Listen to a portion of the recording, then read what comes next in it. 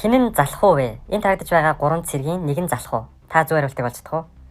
Эхний залуу юу? Хоёр дахь залуу юу? Гурав дахь залуу юу?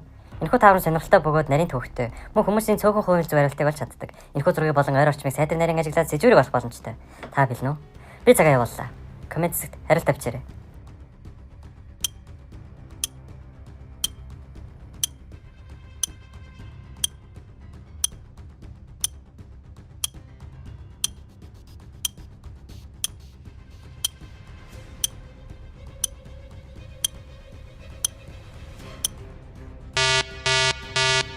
Хариултаа хэлэхээс өмнө яг одоо follow дарж өдөр бүр шинэ таавар хүлээн аваарай. Зөв хариулт бол хоёр дахь залуу.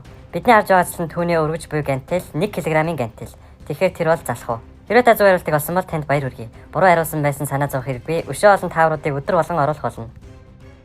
Ингээд тэр хоёр чөтгөрөөс зогцсаар хэсэг уйлдаж байгаад Коро гинэт эргэж хараад чөтгөрийн өөдөөс гараа сунгаад тасдуулаад бүтэн 100 гараа идүүлчихдэг.